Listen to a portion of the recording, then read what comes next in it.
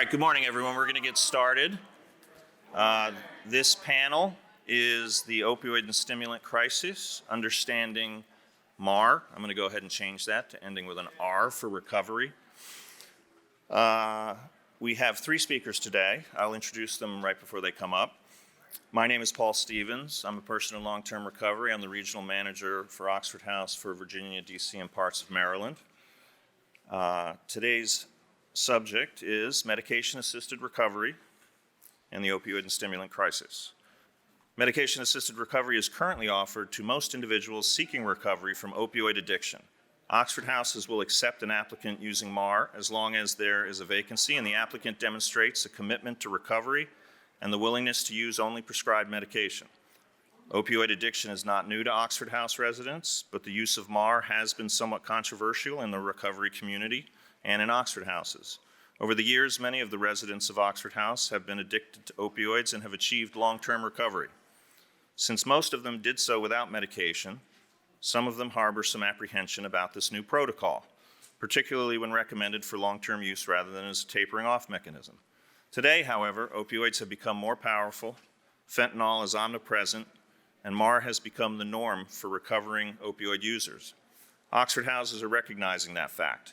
The panel will discuss the use of MAR, its role in recovery, and how Oxford Houses are dealing with the use of MAR among residents. Our first speaker is Casey Longan. Casey works for Oxford House Incorporated as the Training and Education Coordinator for the state of Texas. Her sobriety date is September 14th, 2011. She is an alumni of Oxford House in Oregon. She is a recent college graduate with her degree in criminal justice. She has a passion for helping others and is a voice for those who have not yet found their way home. She believes in others and will loudly state that everybody deserves a chance at recovery no matter what their path looks like. Please welcome Casey.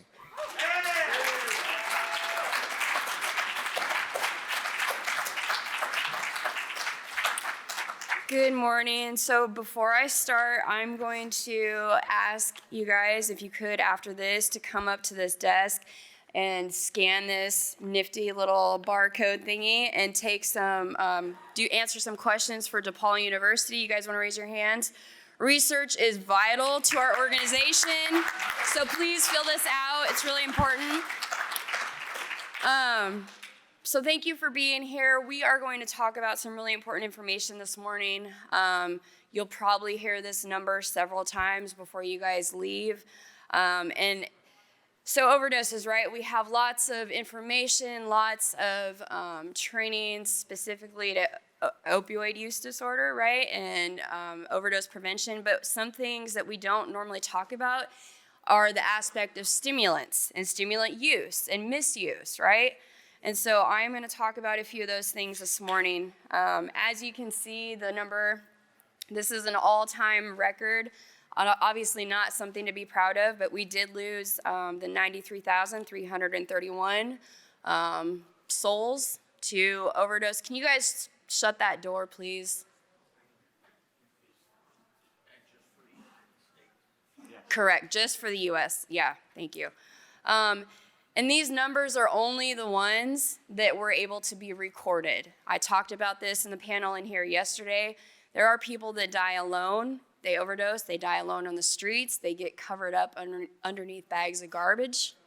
We're finding people in alleyways, underground tunnels, in tents, trash cans. I mean, that's just the reality of it, and it's really sad. So those numbers, for those people that are not included in this number, please take a moment and think about that. You know, the equivalent of people that we lose every day to overdose deaths would be the same as an entire airplane, every seat full, falling out of the sky every single day. If that airplane was the reality, an actual airplane falling out of the sky, something would be done, right? Government would take more action. But what the hell are they doing when this is happening to us and people are still dying silently, right? This is why we're here. This is why the education is important. All right, stimulant use. So I kind of touched on this a little bit. Stimulants are gaining traction. People are overdosing at a much higher rate. I do a lot of research on my own. This is what I like to do when I'm not working, right? It's my downtime to stay on top of stuff. And pulling autopsy reports, speaking with coroners, it's not a pretty thing, but it is vital and it's very important. So a lot of the reports that I've read recently, especially within the last 18 to 24 months, a lot of the overdose deaths have stimulants in their system. Those people have stimulants in their body. What is really coming through and killing people is obviously the fentanyl and the carfentanil, right? People think that, and I don't mean this lightly, so don't boo me or anything, but they think that they're only using meth or only using cocaine, but 85% of everything now is being cut with fentanyl, right? So those stimulants are not just stimulants, it's whatever else is being thrown in there.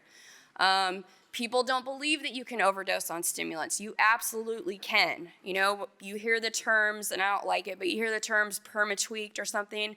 It's a real event that happens. When we do enough stimulants, I mean, that was my jam, right? I did meth, that was my DOC. There are things that don't function all the way in my brain. I don't remember anything. I have to write things down. I have notebooks, I have, little sticky notes all over the place.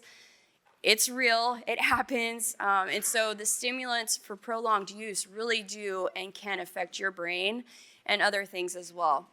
The cocaine and amphetamines that are on the streets are super easy to produce. It doesn't cost very much to make them, right? It's very easy for it to slide through and the cartels to push it in just like it is with the opioids, but even more so with the stimulants.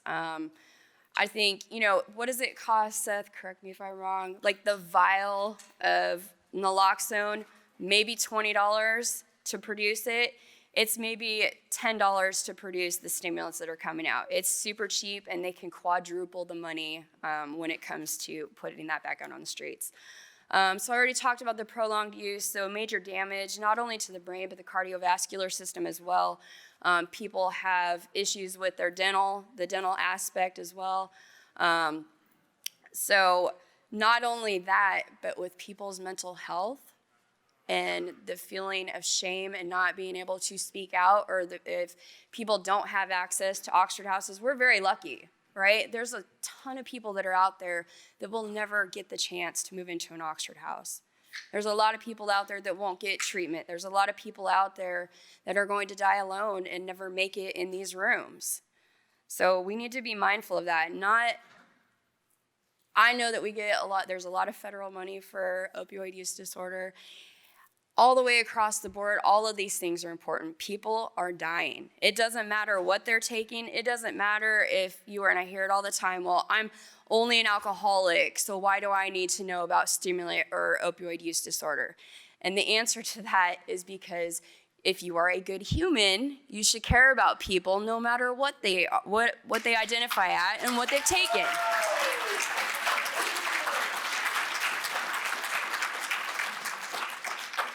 So treating stimulant addiction, this is another big topic that comes up a lot. There is no FDA-approved medication to treat stimulant use, right? That just, it's not out there. It doesn't work like that. There are a lot of cognitive classes and treatment options that you can take, not to mention all the A's, NA, AA, CA, all the A's, any kind of 12-step recovery or whatever recovery program you choose to be a part of, that is also a form of this, right? It doesn't have to have that FDA stamp approval on it. If you want to wake up and do better and be a productive member of society and reach out to that brother or sister sitting next to you, that's recovery to me. If you're not harming yourself, not harming other people, doing what you need to do inside your Oxford house, that's recovery. It doesn't need to have a stamp or a label on it. There are some evidence-based practices and programs that work very well. I was in treatment. I was supposed to be there for at least 6 months. I took the extended stay, okay? So I stayed almost a year in treatment. But a lot of the things that I worked on in there was CBT, DBT, MRT, and it really taught me how to refocus and retrain my mind and to really think about the first thought wrong, right? Your first immediate thoughts when once your air clears a little bit, it's most often wrong. You need to think about things a little bit. So these are some of the 4. A lot of people don't know about these. So motivational interviewing. So it really helps you overcome your feelings of insecurities. Some people may not know how to sit down and have a conversation with somebody else. They may not feel comfortable yet to look somebody else in their eye when they're speaking to them. This can kind of help you and help in your process moving forward in your life.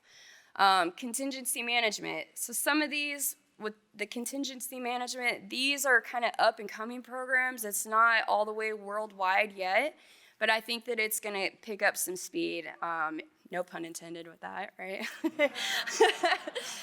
But it's going to help individuals long term. So it's behavior therapy that is grounded in principles of operant conditioning.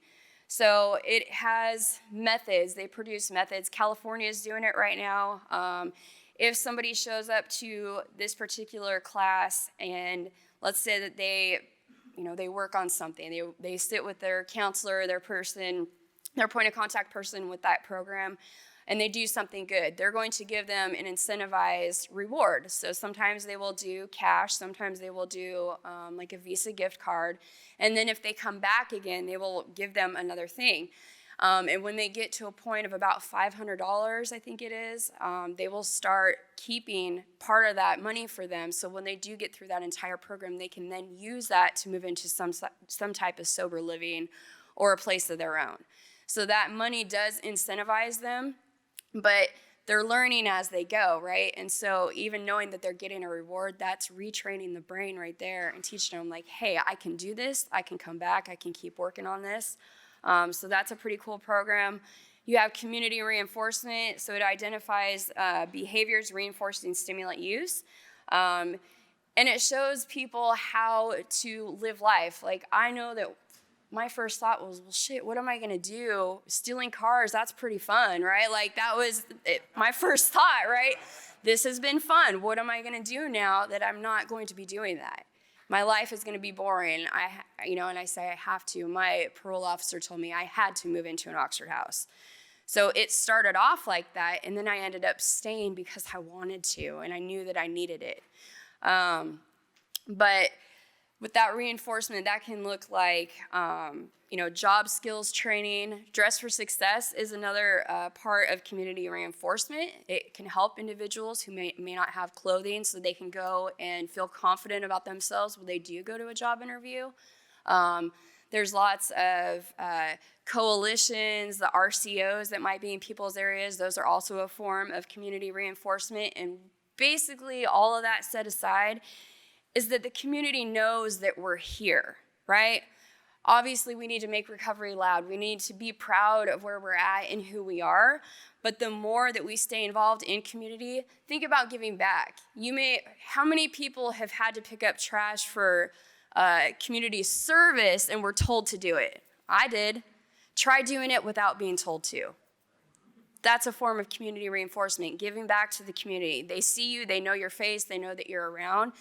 That's going to make them say, hey, these people are cool, let's help them out. And so then everybody kind of bands together.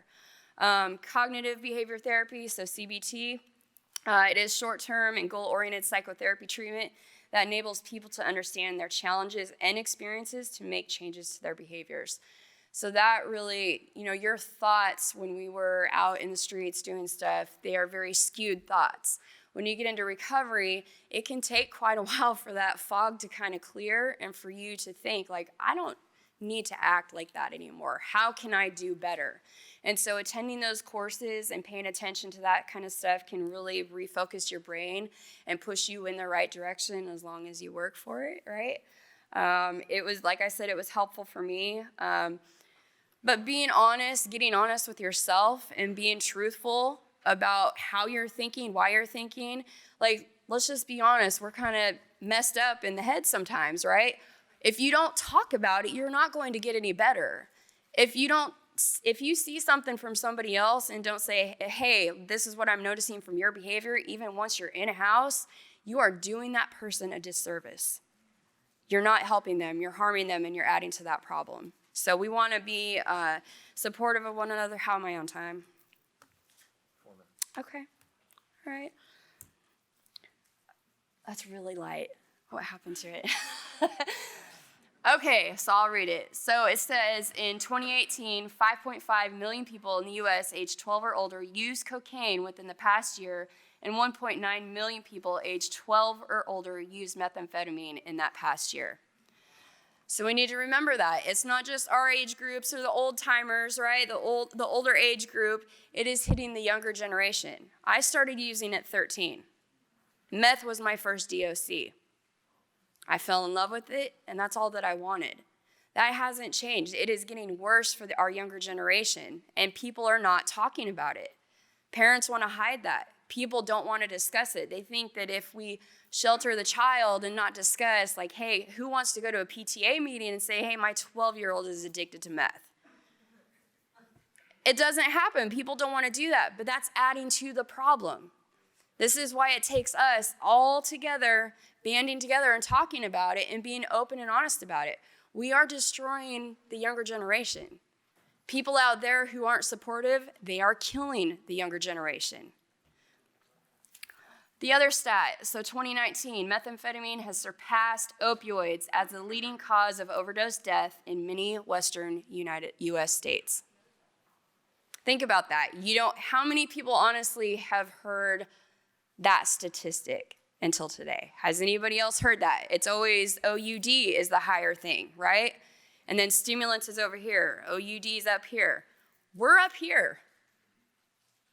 And that needs to stop. There's things that we can do to change that. We just have to be open. We have to talk about it. Okay. 2 minutes. 2 minutes. So if you guys have more questions, I'm going to wrap it up. I know that, there's a lot more information to give. If you want to have a conversation with me, come talk to me after. Thank you. And I celebrate my 10 years on the 14th. It's possible.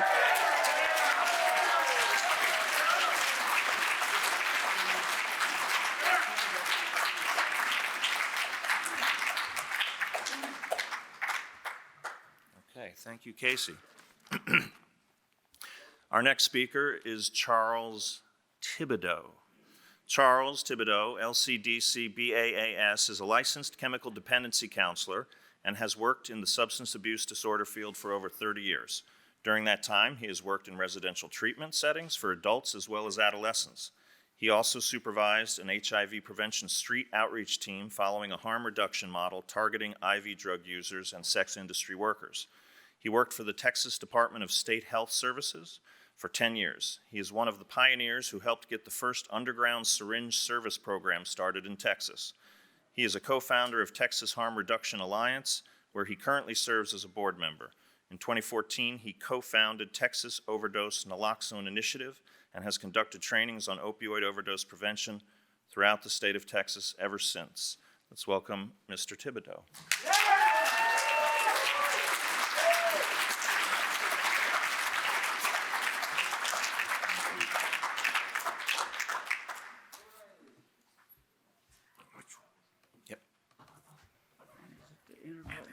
You're just going to hit the arrows and go to the next one. Okay. I'll get it launched here for you, sir. Okay, here you go. All right, thank you. Good morning, everybody. Can you hear me? All right. Are you okay taking your mask off? Okay, thank you, Mr. Stevens. I appreciate that. My ears are in overdose. We're talking about it. It's like I have hearing aids, and then I put mask, and then the glasses, and they're like, stop. Don't put anything else, right? So the purpose of us talking about opioids and all this stuff is to decrease the negative effect it's having on our communities, obviously. Increase education, decrease mortality, and allow more access to Narcan and naloxone, the same medication. I'm going to put my watch here to make sure I don't. So, any people in here from New Jersey besides Miss Karen, Pennsylvania, Louisiana? Kind of keep those folks close to your heart with the hurricane stuff. I was watching the news last night. It's pretty devastating. My family are from Louisiana, so we surely know hurricanes, but I understand up north here where it hit came as a surprise.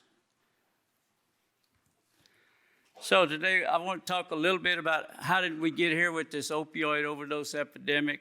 We're going to skim through opioids, how they work and stuff, and the purpose is mainly focus on the duration of some of these opioids versus how long Narcan lasts.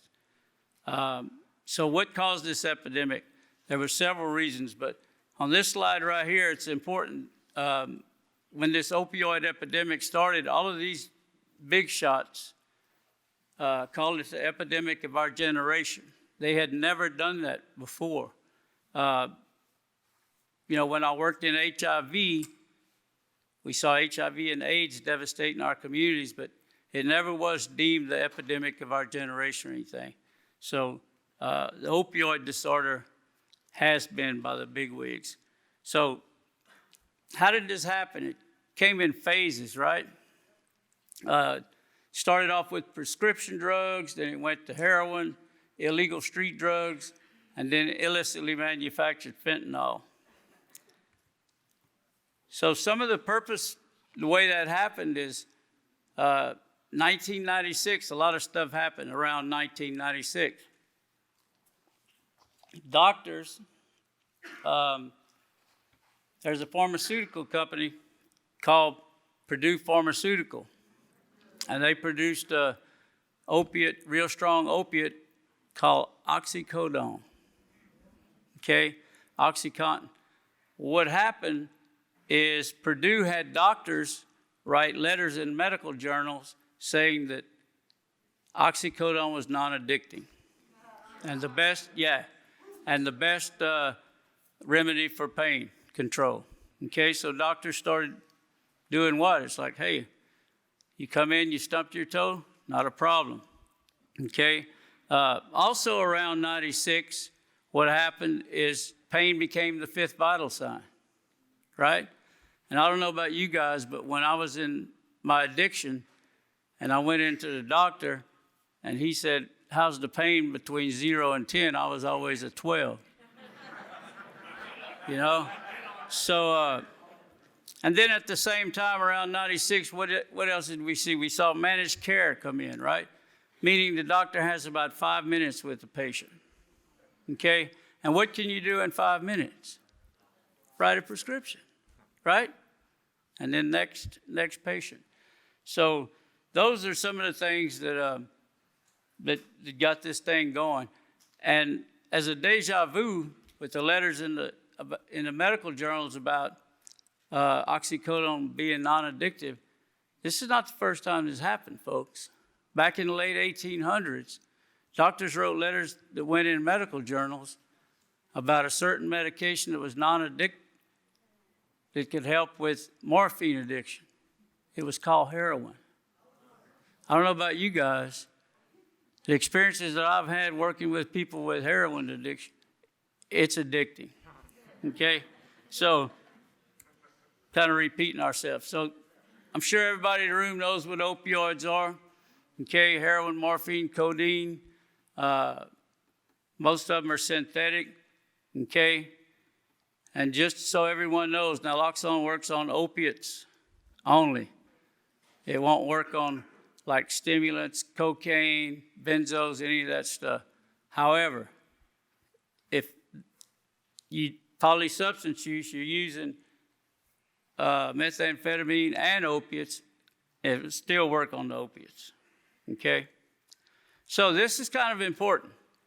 The duration of the opioids, long-lasting, okay? Methadone, 24, 36 hours, heroin, 6 to 8 hours, all this stuff. Narcan only lasts 30 to 90 minutes, okay? Narcan will always work no matter how strong the drug is. Narcan has a higher affinity to opioid receptors in the brain than any of the opioids. So it will always win over. But keep in mind, it won't be there very long. So the opiate can come back, kind of cause another overdose. That's pretty rare. I had a friend, Dan Bigg. Dan Bigg started the Chicago Recovery Alliance. Dan Bigg started handing out Narcan back in 96. He lost a good friend. His brother was a doctor. he got his brother to write a prescription for Narcan, and he started handing it out on the streets. I don't know about you guys, most of us, I had never heard of Narcan by then, okay? To prove that it doesn't matter how much you know and all this stuff, Dan Big has saved more lives than anybody I've ever met. This guy was like just super caring person. We lost Dan to opioid overdose a couple of years ago. So that was kind of a kick in the head, letting you know it's like it doesn't matter how much you know, right? About this stuff. You know, what's interesting in here, I'm going to talk a lot about illicitly manufactured fentanyl. If 2 hours is the half-life on that. Think about that. Heroin, 6 to 8 hours. So if I'm working with injectors that are usually doing heroin, injecting 3 to 4 times a day, and they move to fentanyl, the half-life's 2 hours. And everybody in the room knows that doesn't mean I'm going to wait 2 hours. When I start feeling the effect go away, I'm going to come again. So we have to keep that in mind, the way we work with folks, okay? And I don't have a crystal ball, but when I think about it, it's like, okay, fentanyl is 100 times more potent than morphine, 50 times more potent than heroin. It takes months to make heroin, can make fentanyl in about 45 minutes. It's 50 times stronger than heroin. I don't think we're going to be seeing much heroin in this country in 10 years from now. We're seeing more and more of the illicitly manufactured fentanyl. So we know that opiates have some similarities. They work on the brain the same way to cause overdose, so that they have the same effect. Slow breathe, stop breathing. And they're different in their strengths and their durations. Some that we take that's supposed to work immediately, and some that are time released, such as the fentanyl, pharmaceutical fentanyl patch that we can put on. It can last like days. Okay? Who's at highest risk for overdose? Us, people in the room, everyone in recovery who is clean and sober. You know, I was kind of surprised when I first started hearing about overdoses happening in sober living environments. It's like, wait a minute, I'm scratching my head, and it's like, okay. Where you use is going to make a difference. Dr. Norman Zinberg has a really good book out called Drug, Set, and Setting. He talks about the drug, the pharmacological makeup of the substance you're putting in your body. The set is us, our body size, what do we have going, how do we use, do we inject, do we snort, do we do this? And then the setting makes a difference, right?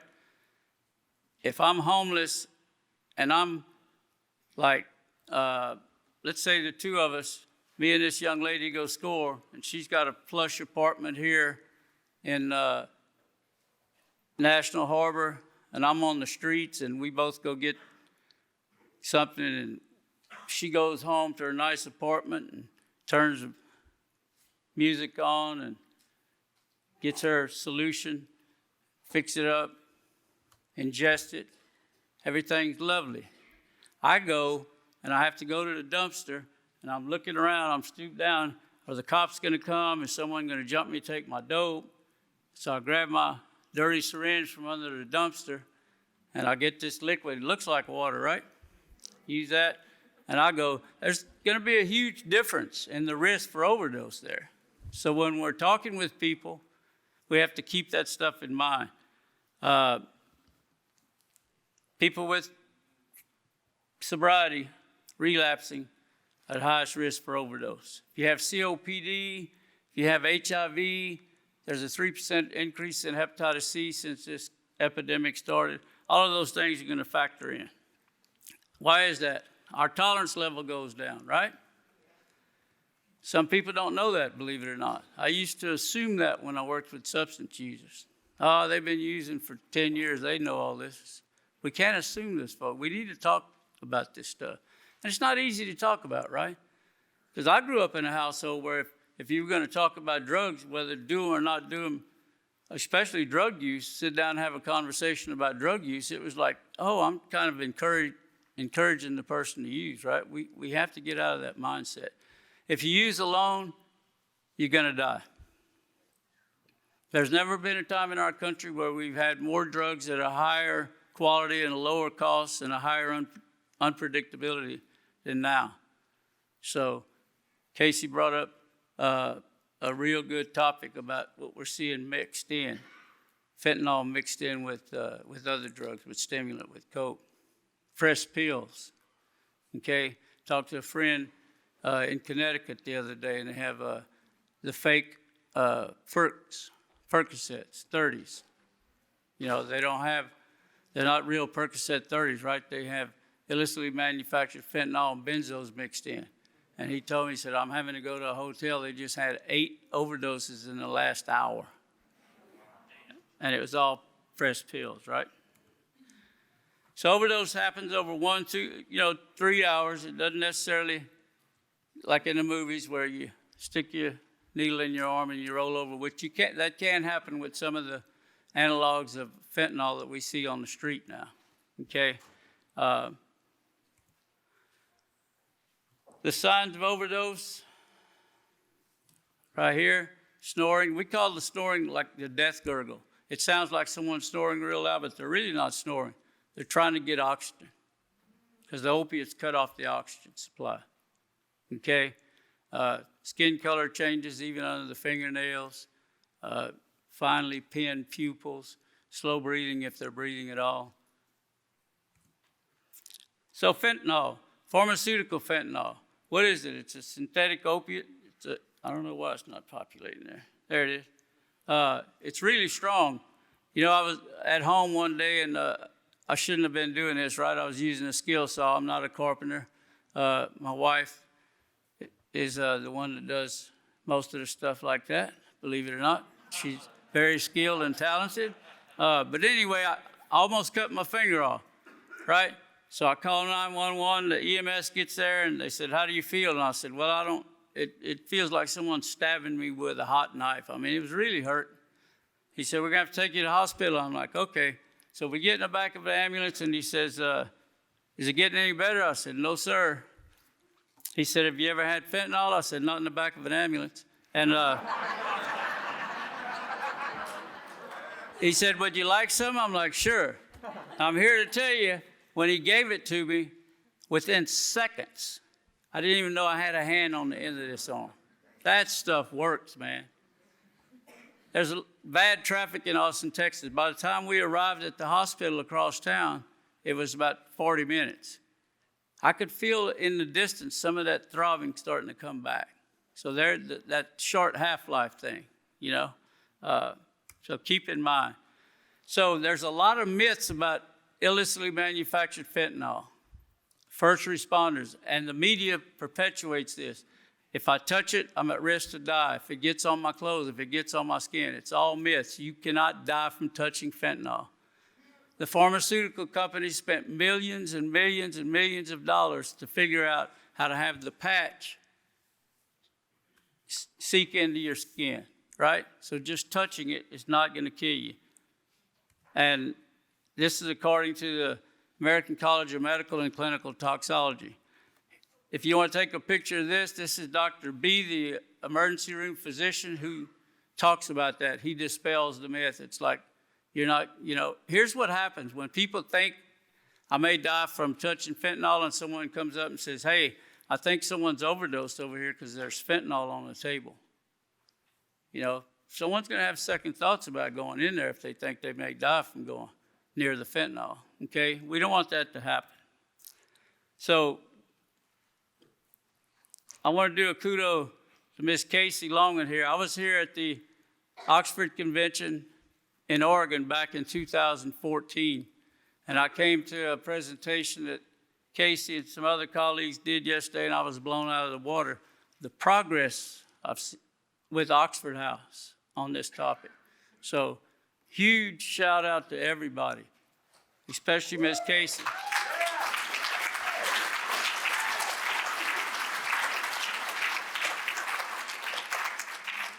Casey's done some serious work in Texas and beyond. So, rescue breathing. If you can get the person on their back, you want to tilt the head back, pinch the nose, start giving breaths every 5 seconds, okay? Get oxygen in the person. If you don't have Narcan, this right here can save the person's life if you can do rescue breathing till medical help arrives, okay? Put the person in a recovery position. If you have to leave them for any reason unattended, if you leave them on their back, they could vomit, choke on it, and die. Narcan, it's injectable or nasal.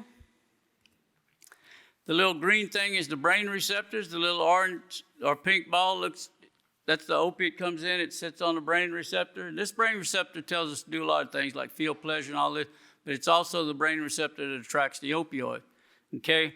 The little cauliflower looking dude is the Narcan. It comes in, it gets between the opiate and the brain receptor, and it does this. Bam, it kicks the opioid off the receptor. Now, let's say the opioid's methadone. It's gonna, and I just dosed, and then I took some pills or whatever. So the Narcan's gonna knock that opioid off the receptor, but it's only gonna be there 30 to 90 minutes, and it's out of here. The opiate's coming back. So when someone comes out of an overdose, in withdrawal or whatever, tell them not to use again. Because what happens in 20, 30 minutes, the Narcan's gonna start wearing off. They'll start feeling the sick go away and the high come back, okay? But, you know, they're probably gonna be alarmed. And I got a call this week from someone in El Paso, Texas that saved someone and said, man, they were not happy when they woke up. I said, well, they were alive and they woke up, right? So it can cause sudden withdrawal. This is the nasal that you're probably gonna see most of in the community, okay? There's also this IM, intramuscular. This one actually talks to you.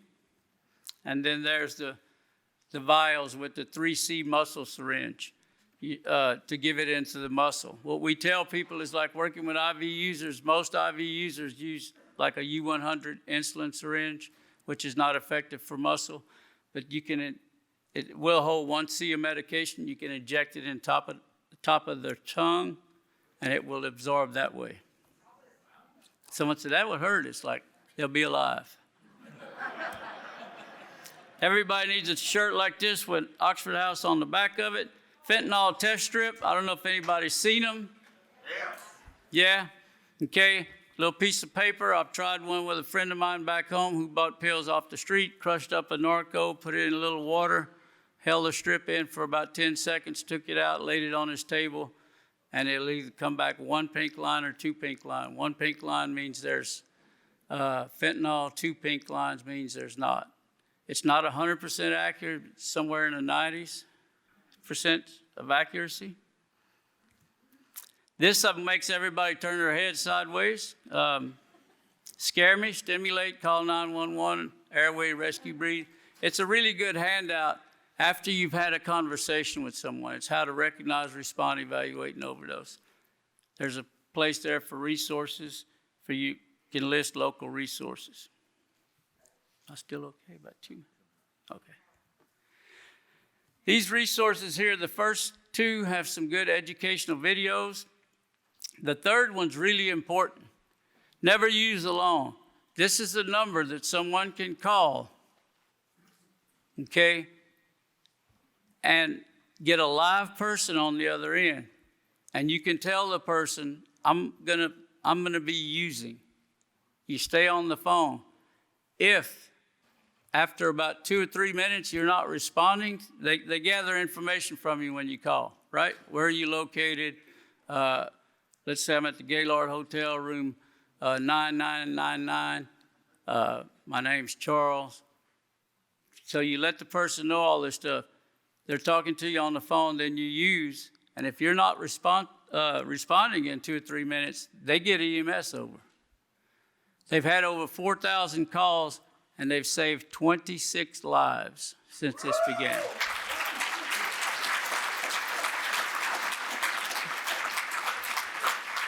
You can also go on there, and there's information about all the different states in the United States, how to get Narcan, how to get fentanyl test strips, all this good stuff, okay? And there's my contact information. So any questions, email me or call me or whatever. Again, everyone in this audience has a lot to be proud of being in an Oxford House. Oxford House has done such good work in helping to save people's lives. So best of luck to everybody, and congratulations on your sobriety and clean time.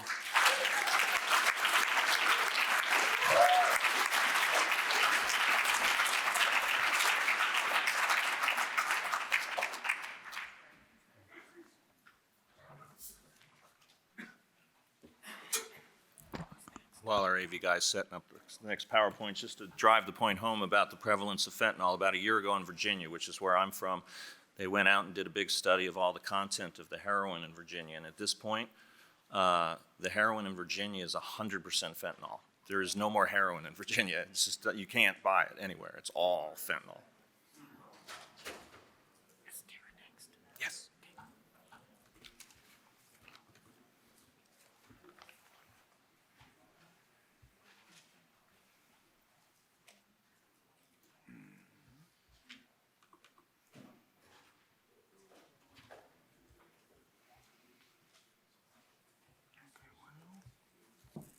Slideshow.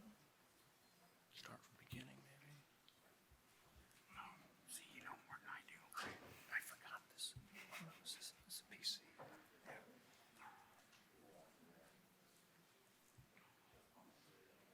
I think she can just do it from there because it's showing up there just fine. Oh, is it? Yep. Okay, so then she just hits there. Yep. Okay, great. Our next speaker is Tara Meyer. Tara is the Senior Outreach Coordinator in New Jersey.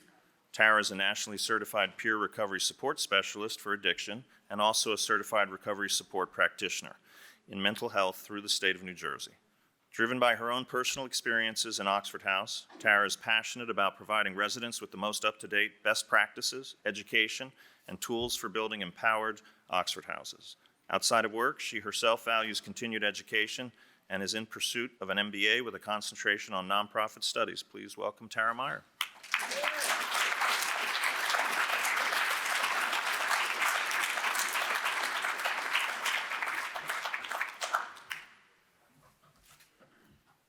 Hi. Hi. I do that every time. It's just really exciting to hear your voice, like in acoustics. Anyway, my name is Tara Meyer. I'm a woman in long-term recovery, which means that I have found freedom from addiction, active addiction, since July 13, 2013.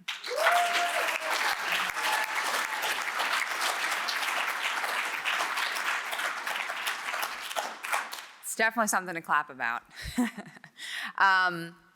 So I'm just going to start by saying that, first, Charles, thank you for keeping New Jersey, New York, Pennsylvania in your thoughts. It was definitely a surprise. I'm happy to say that we had one house flood in New Jersey, but all of our other Oxford houses made it out okay. No tornadoes or anything. So, yeah, thanks. Especially with the opioid crisis, it can be really scary to be away from, home, knowing that an emergency could happen in any house. And I had a lot of issues with that earlier on when the overdoses really started hitting us hard. It was really hard to come to the conventions, and I just always had lived in fear that something terrible was going to happen. And what I can tell you now is that our team does so much work in New Jersey preparing the houses for opioid overdose. I feel much more comfortable being away because I feel confident that our houses are equipped with the tools that they need to revive their housemates if something bad were to happen. So the slide that I have for you today and the information is going to focus mostly on medication-assisted recovery inside of our Oxford houses. I am fully aware that this situation is controversial, and I am am used to having unpopular opinions, so I don't mind really talking about it. What I can tell you is that I've been a member of Narcotics Anonymous since 2013. Yes. Woo.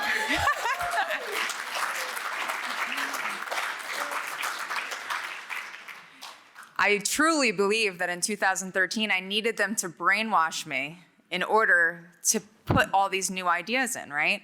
Because if you would have told me before I entered recovery that I wasn't going to be able to drink alcohol or use marijuana again, I would have told you I was crazy. My problem was heroin and opioids, right? I'm sure many of you felt that way too. It was only after living in recovery and seeing that a life was possible without the use of drugs and alcohol that I was able to accept these new ideas as being truthful. And along the way in recovery, I've had to challenge my own misconceptions about what recovery is and what it's not, and be able to accept new ideas.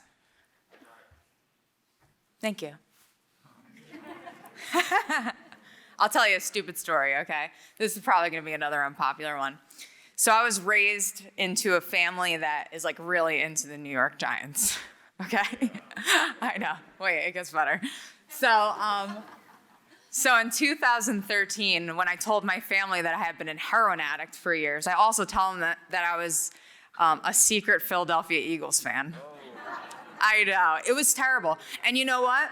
They're still pissed about me being an Eagles fan more than me using heroin. It's ridiculous. I bring this up because sometimes we go on in life with these unjust loyalties, and there was something inside of me my whole entire life that felt like I owed it to my family to be a Giants fan, even though I didn't believe that. And sometimes that's how I can feel in the rooms of my 12-step fellowship, okay? So I understand our literature and I understand abstinence-based recovery, but I also truly believe that there's room in recovery for people with alternative pathways. Yeah.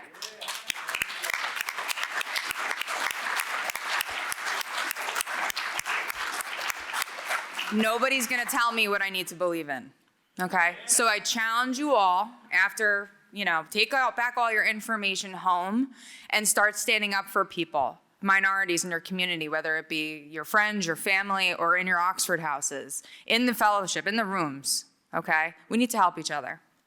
So just to start, so this is tradition 1. I'm sure you guys are all familiar with it. Oxford House has its primary goal, the provision of housing and rehabilitative support for the alcoholic and drug addict who wants to stop drinking or using drugs.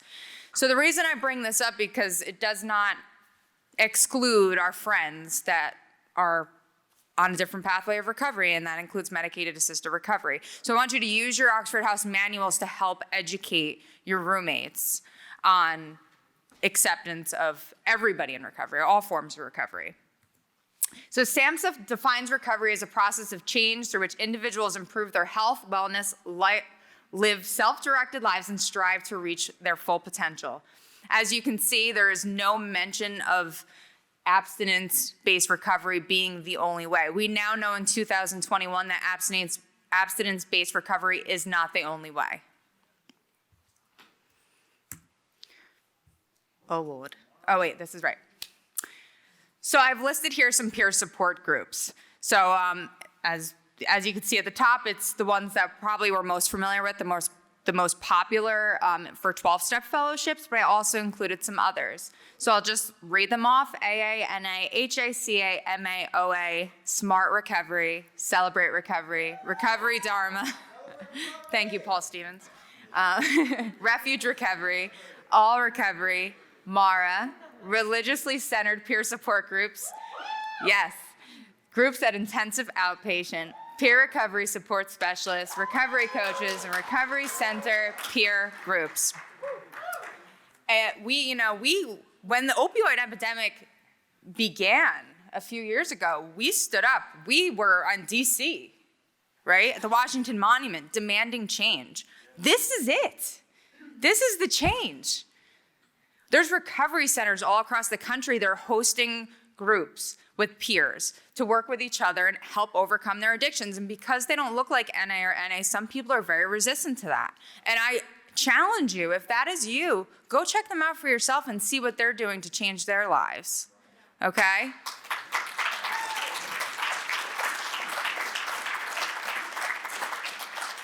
And when we're all that, I'll just mention that one thing that I do take from NA and I hold very clear is to be open-minded, you know?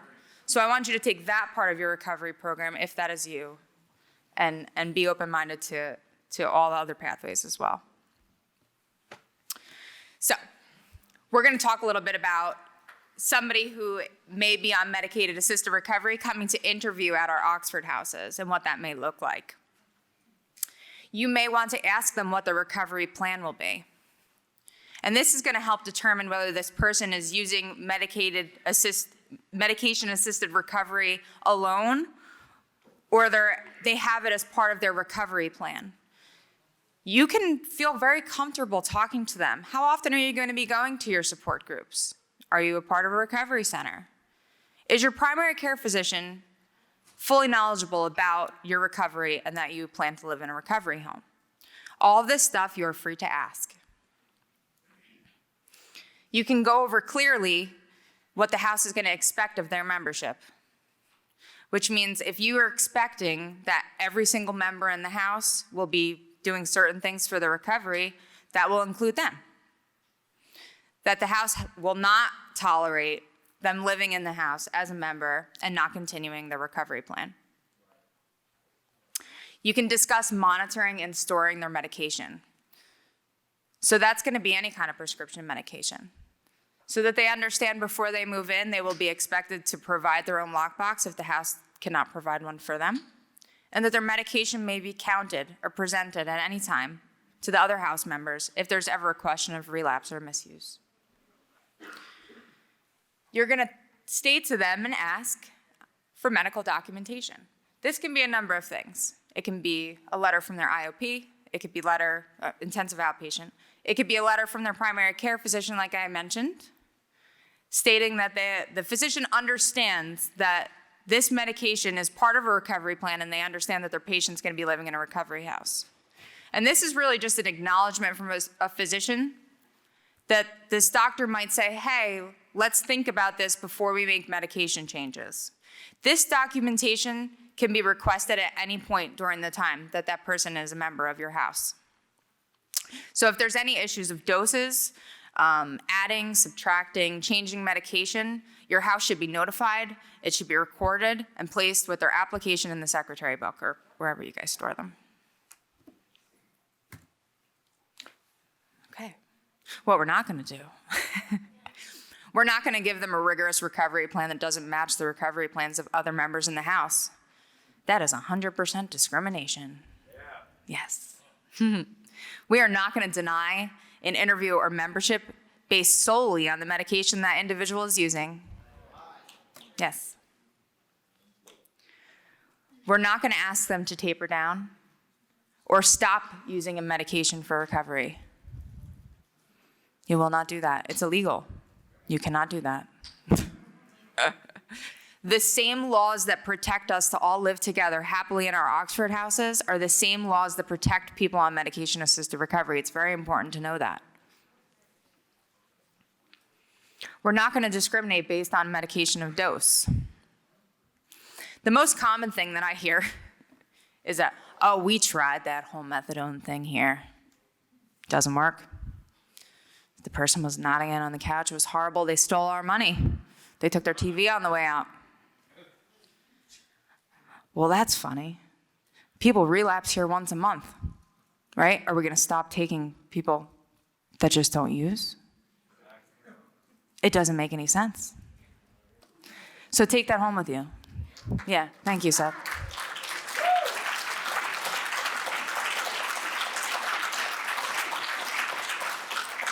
That ideology is actually called confirmation bias. So when we believe something in our brain, we're looking for information to confirm what we already believe, okay? So sometimes along the way, we have an individual that is confirming our bias against people on medication, okay? So that's where we're gonna look inside ourselves. We're gonna begin to challenge those ideas that we have. So these are just the common things, that we say. Person's gonna look high. They aren't actually clean sober. How will we know if they're abusing their prescription? We don't accept that here. They will be nodding out all day. So this is, all of this stuff is valid, okay? We're scared, I get it. One of the biggest things that I hear is, well, I used to abuse Suboxone. I used to abuse this medication. I used to abuse that medication. Me too. I 100% get it. That doesn't mean that the person that's using it in a healthy manner for the recovery is responsible for that individual's relapse. And as long as the house is staying vigilant on all of their programs of recovery, that really shouldn't be an issue. So instead of saying, no, we don't want to do this here, let's look at it in a solution-based way, and how can we make you feel safe with this medication in the house? Because our primary purpose is for the housing of all people in recovery. Yes. So, medication safety, lockboxes, pill counts, physician updates. I mentioned the physician updates before. If a person is changing medication, you can request at that time a letter from their physician clearly stating that we understand that this person is living in a recovery house and we made changes to the medication. The physician does not need to inform you why that change was made. That's part of, your protection, your health records protection. But they can provide you that letter to state that the change was made. Pill counts. Pill counts bother me, and I'm going to tell you why. It can feel very shameful, okay? To get 8 people all together, 7 of which are abstinence-based recovery, and 1 is on medication, take out their medication and sit there as the whole house stares at them and counts their medication, okay? Yes. Let's fix that. How can we make this better? I don't have one solution for you. But we could try different things. Maybe 3 individuals in the kitchen, do it before the house meeting if there's a concern, okay? Maybe we do it in their bedroom with a few people and those people change randomly. We have to take the shame and the stigma away from this pathway of recovery. And nobody else is gonna do it for these people except for us, together.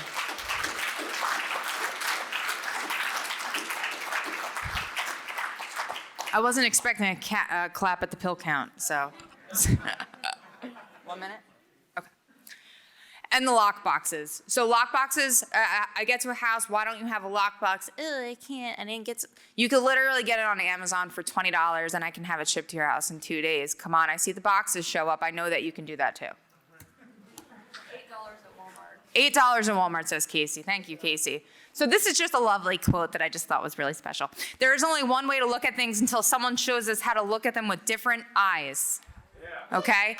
So again, be open-minded, be accepting. Let's all work together and really bring unity in our recovery houses. Thank you. I'm Tara from New Jersey.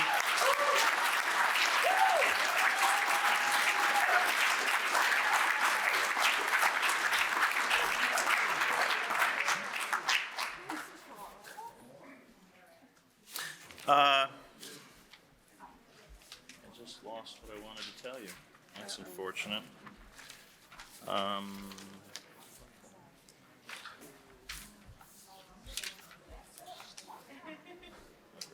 right, well, maybe I won't mention it, but in the text of describing this session, there was a reference to the sort of controversial nature of MAR in Oxford House, and I wanted to give you just a brief history of that in Oxford House for those that have not been around for a long time. That's not it, but here we go. Methadone, before Suboxone came around or any of the other medication-assisted recoveries, methadone had been prohibited in Oxford House. At every World Convention we come together, and you'll have this happen this afternoon, we introduce some resolutions onto the floor, we debate them, we vote on them, and then they kind of become Oxford House policy. So back in 2000 at the Second World Convention, and then for some strange reason again in 2003, and then again in 2006, we voted to prohibit methadone in Oxford House. We must have really felt very strongly about that back then. However, a few years later, Suboxone entered the scene, and we started to realize that we didn't like what we were going to just keep prohibiting the next stage of the drug, and we were getting a lot of pressure from a lot of state agencies and other organizations to say, why aren't you letting these people into your houses? These people need to recover. They deserve to recover. And in 2010, at our World Convention in Chicago, we resolved to lift all those prohibitions. And that's when Oxford House finally said, yes, we will be part of the MAR solution. We will participate. We will welcome those people in. And right at the beginning, because I've been around Oxford House since 2002, But right at the beginning in 2010, 11, there was still a lot of skepticism in this organization about it. And even with the staff, there was a lot of sort of like, well, you only have to tell them you didn't get 80%, nudge, nudge, wink, wink, kind of thing. I have seen us come so far in this regard, and I am just so happy to say that I've come so far. I got clean in NA. I was a book thumping NAer. Like, I thought methadone was not recovery at that time, and me and this organization have come a long way to being open-minded about this, and I see it working so much better in the houses than it did in 2010 and 11 and 12. The medication, dispensement and the doctors are getting better. The way we're interacting with those people is getting better. So I'm really happy that we're here, but that's sort of the background in Oxford House. At one point, for a long time, it was prohibited.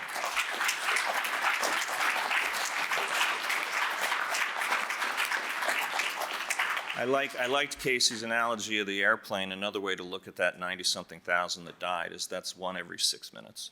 So that means since you guys sat in your chairs, 7 more people have died, 7 more phone calls from a police officer, a mom, wife, husband, whatever. And I'm so sick and tired of that happening. I really am. I'm just, if it's a choice between saving lives and the posturing of sort of 12-step fundamentalists, I would rather save lives.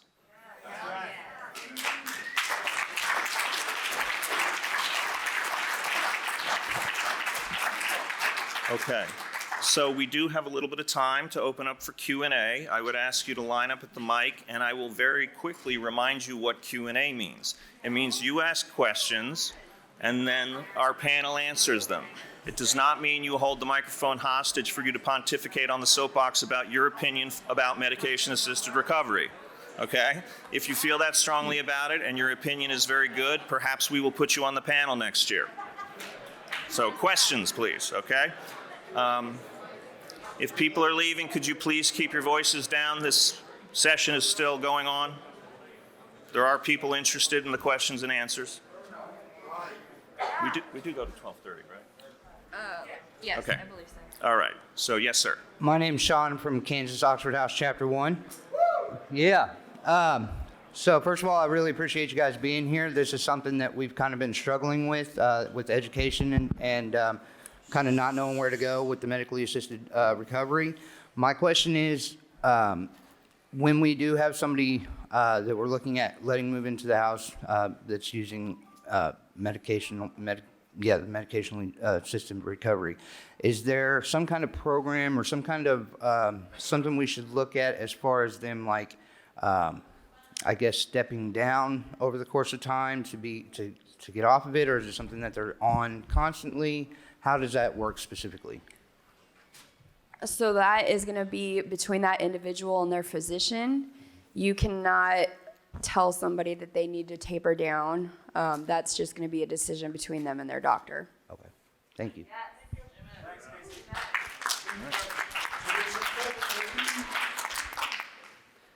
My name's Matthew Reynolds. I am here representing Delaware, Chapter 7.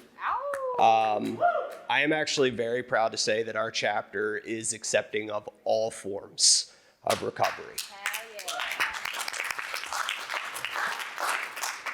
So I do want to preface this question with the fact that I actually am currently on medical maintenance. I am tapering down, and I have been in recovery and clean from heroin addiction since February of 2019.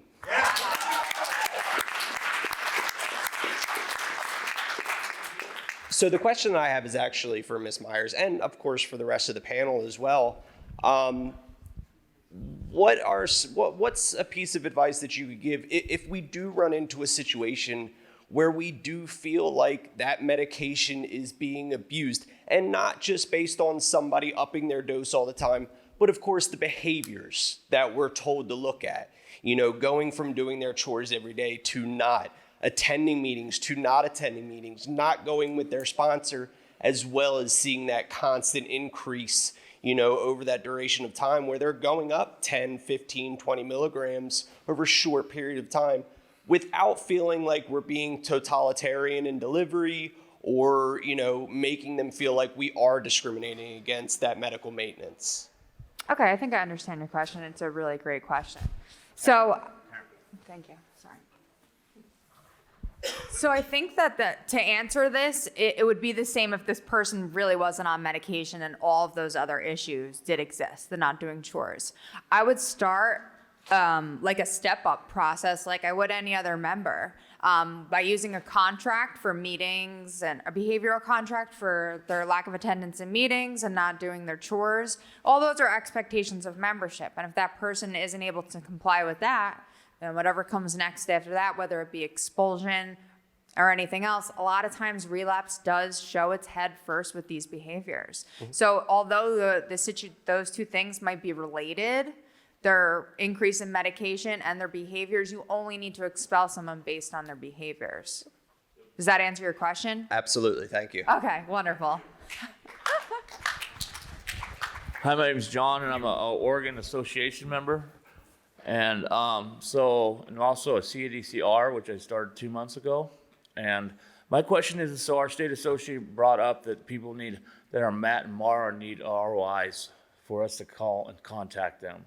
To me, that's almost like evasion of privacy, or what does the ROI need to be checked? What boxes need to be checked on the ROI? So you can do that. You could fill out the ROI. It's going to have to be for each individual that plans to talk to the healthcare provider. But it can be a limited thing. So depending on what that individual that's on the medication wants to share with the house, those are the boxes that get checked off. And CF2R, is that what they're called? CF2Rs are the addiction releases. And the boxes usually say continuation of treatment, personal information, background. So you wouldn't check all that stuff, like Right. medical history. It would just be related probably to, plan for treatment, I would think. Okay. All right, thank you. Does that answer your question? Yes. Okay, good. Casey, Alcoholic, Chapter 24, Washington. My question is, I have a few concerns. I have teenage children. I have addiction issues myself. So we have accepted people on the medically assisted in the past, and we've had successes, we've had failures. But there is a stigma out there. A lot of houses, I mean, we can sit in here and say, we won't do this, we won't do that, but there is a stigma. There is bad eggs. People do abuse it. I could abuse alcohol again. But what is Oxford looking at maybe potentially making no addiction takes precedence over any other in recovery, but this is an epidemic. A lot of people are dying. I have young children. You never know. Maybe starting a house for just that, because there's a lot of people that don't get accepted because of the Suboxone. Yeah. As sad as that sounds, that's my question. Is there Good something you question, guys and the thinking short about? answer is no. From time to time over the years, Oxford House has considered some specific population housing, and every time we've rejected the notion for a lot of reasons, and I am a firm believer of this, that Oxford houses thrive better when the population in there is heterogeneous, and what that means is different. Houses are stronger when there's these drugs of choices and those drugs of choices, this, economic background and that economic background, racial disparity, all of it. Like, the more you mix it up, it really does make the houses work better. And we don't ever really want to be in a situation. Also, remember financial self-supporting requirements. I mean, what do you do if you have a MAR house and they can't find a MAR patient to fill the bed? I mean, they got to fill the bed, they got to pay their bills. So for those two reasons, we're really not considering special population houses. I'd just like to make a comment. In doing the trainings on opioid overdose prevention in the last few years, one of the things I've done, and Casey talked about this, doing research. If you do the research, the most effective treatment for opioid addiction is MAT. Okay, we as a country put shame and stigmatize it so much. We're the only country. I mean, what other medication do you know of that a person has to wake up, go to a clinic at 6 a.m, pee in a cup, line up like cattle to get their medication? And the first question that they're asked, especially from us folks in recovery, when are you going to get off? Okay? So I went to a treatment center and brought a young lady months ago, and I said, you know, when I worked at the state, we put it in the contracts, all the treatment providers that are providing drug treatment have to accept people on MAT, right? So I said, we need to get this young lady in. She's been smoking crack, but she's on MAT. She wants to stay on the MAT and stuff. And the first question they asked me is, how soon does she want to get off of it? Crazy. All right. Next question. I'm Cindy from Tri-Cities, Washington, representing Chapter 8. I just want to thank you guys so much for all the info I got today. When I left, right before I left, there was a situation. We've had a few people leave from relapse on that were on Suboxone, and there was a member in the house. So it's autonomous. The house is autonomous, and there was a member in the house that wanted to make a motion that we don't accept people that are on Suboxone, and I didn't agree with that. However, I'm just one vote in that house. How do I address that if that gets passed with the house? You should contact your Housing Service Committee chair and or your outreach worker immediately, because that is completely unacceptable in Oxford House. They cannot do that. And I'll Okay. just make a point about autonomy. There are limits to autonomy in Oxford House. We still have a model. We still have 9 traditions, right? Okay. Thank Autonomy you. does not mean you get to do whatever you want to do, right? Thank It's you. I'll autonomy definitely with... use this as a tool. Yeah. I'll show it to them. Thank you. All right. Next question. Hi, my name is Lamont. I am part of Chapter 21 in Austin, Texas. Yeah, Casey, I've attended your Zoom trainings. Thank you so much. I also I was late today, so I apologize. I'm coming across my own biases because I'm living with a housemate who is on medication. And so I'm encountering my own prejudice in real time dealing with him. When does a housemate officially become on MAR or MAT? Is that a decision that they make? Do we counsel them in that decision making? Do they have to come into the house already having made that decision? Did you say when the house? Would the house counsel the individual in terms of like, hey, No. we think you should or you should? Okay, so we have no say? No, not when it comes to that. So Okay. what can happen is if I'm hearing you right, I might be wrong, but try to be supportive of that person, right? But as a house, the house has no decision over an individual's recovery or their medication that is prescribed through their physician.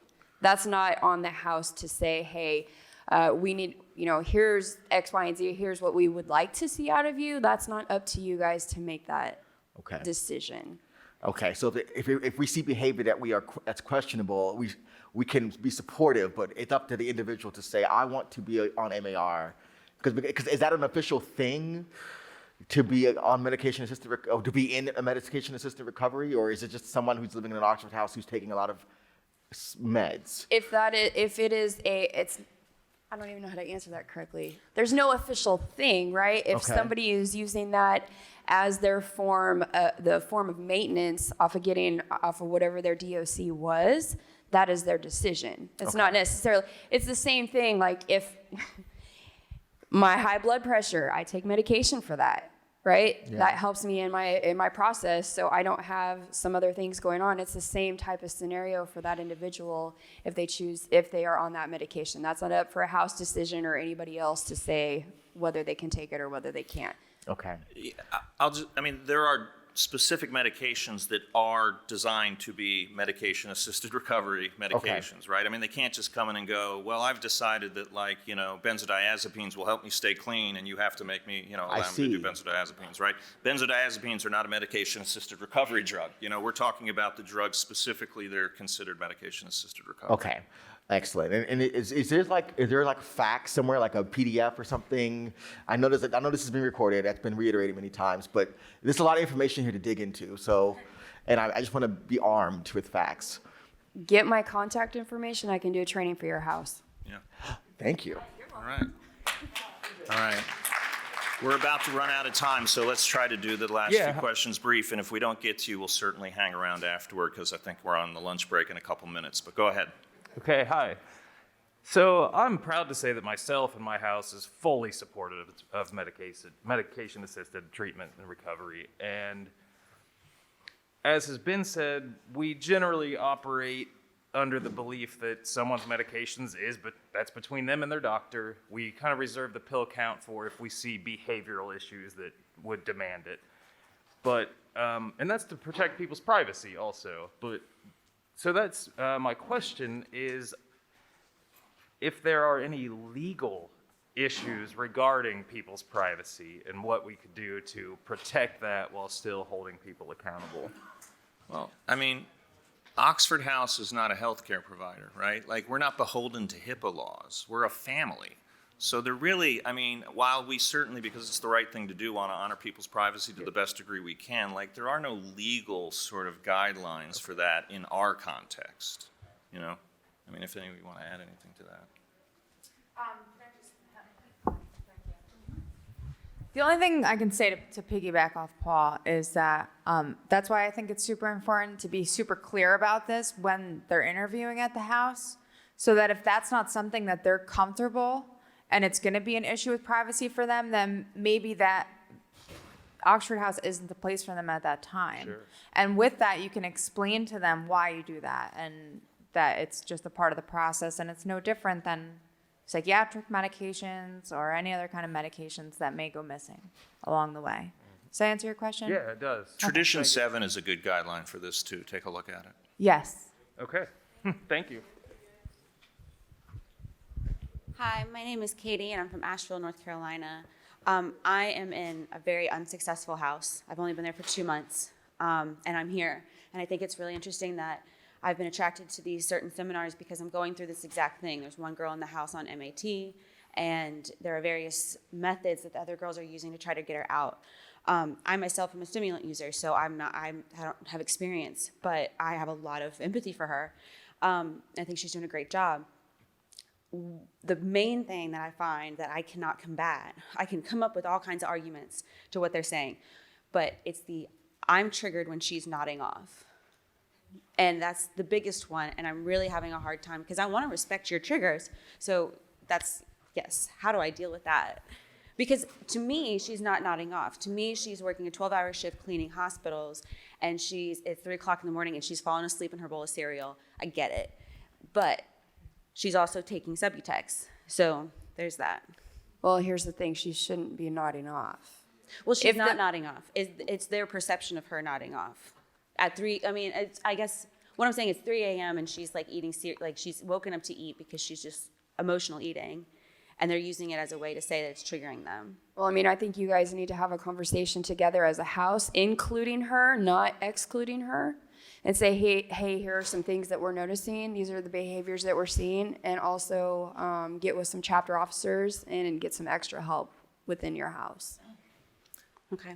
Okay, I'm going to get in a lot of trouble if we do not end the session right now. I know there's 2 questions, but please come forward, and we would love to talk to you about whatever your questions or comments are, but we got to wrap it up. We are on our lunch break, I believe, so we look forward to seeing you guys back in the general session downstairs in about an hour and a half. Thanks. Thank you to the panel. Thank you, everyone. Yeah.